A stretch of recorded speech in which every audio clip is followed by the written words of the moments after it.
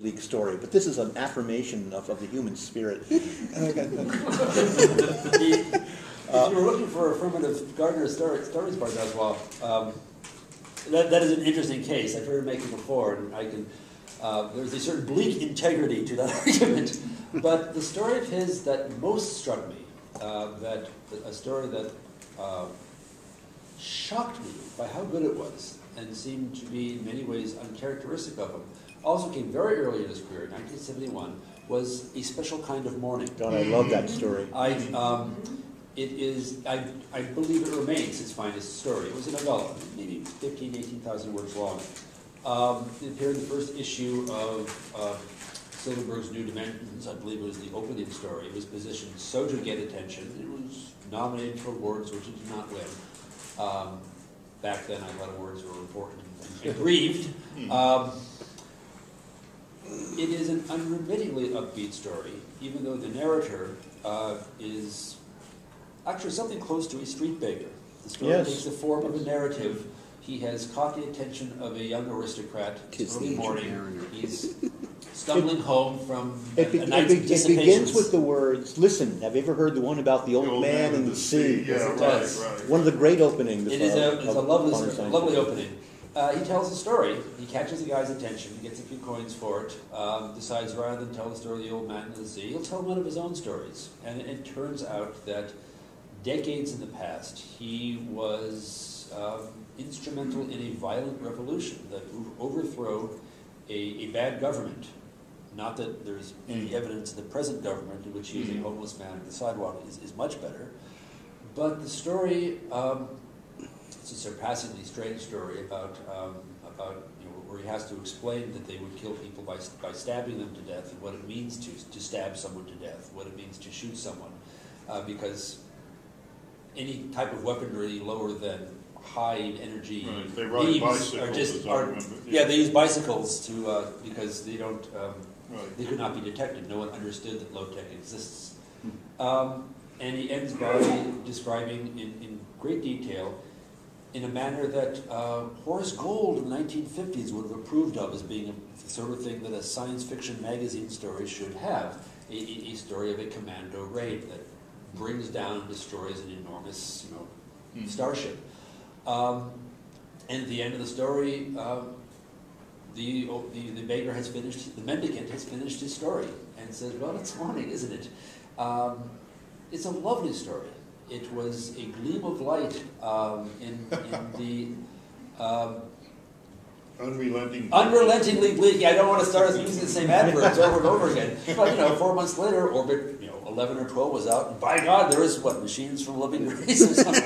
It is a story that's endlessly inventive. We've only scratched the surface of all that. Yes. When you delight in science fiction invention, it's like a cascade here. There's enough other people would have filled a novel with or a trilogy, and then at the end he kind of pulls back, and you have a vision of the world on this particular planet, and there are people being born and there are people dying. This young man, who he stopped, the young aristocrat, has just gotten laid for the first time, and so you have this whole roiling sense of life as bleak and meaningless and happy and wonderful and natural, and the importance of empathy. Yeah, and I always and the importance of empathy. And I always figured that this was the mendicant's last day on Earth.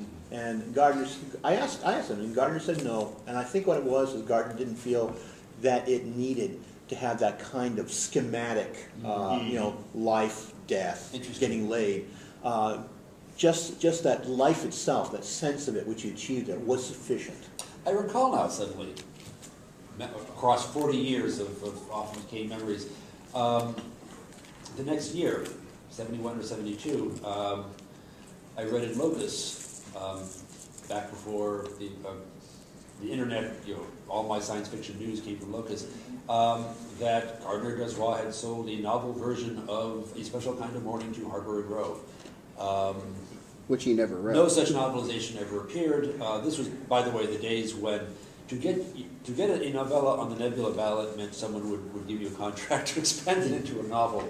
Those days are so long past. He probably did well not to.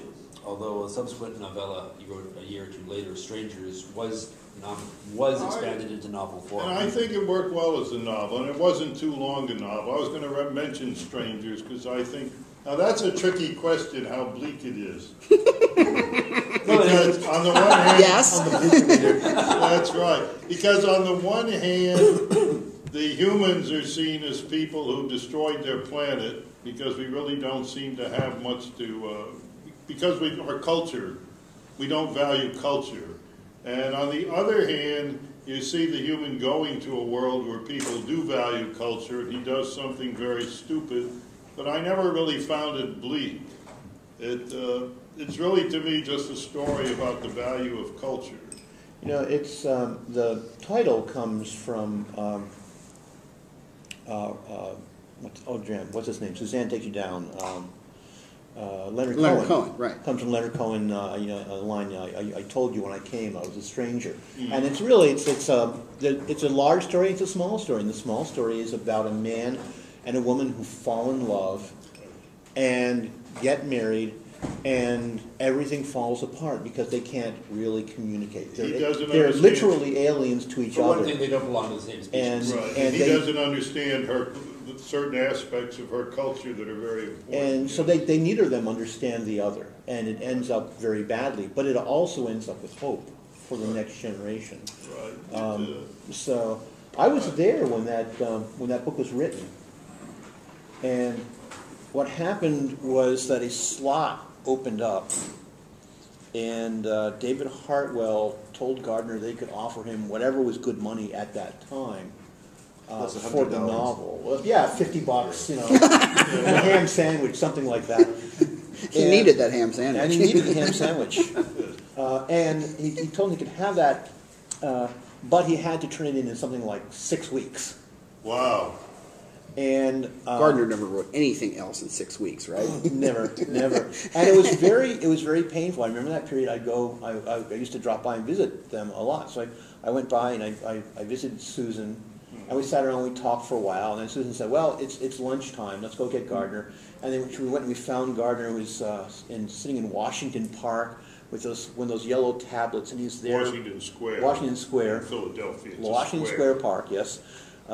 Sat there, was sitting there writing in longhand, and we sort of picked him up off of the bench, and we walked him over to the diner, and then we had a pleasant little lunch, chatting and so forth, and Gardner said, "Well, time for me to go back and find a coffee house or something," and he'd sit there and write, and he wrote all day and well into the night. He did nothing else during this period. Drawing each letter by hand. Yes, and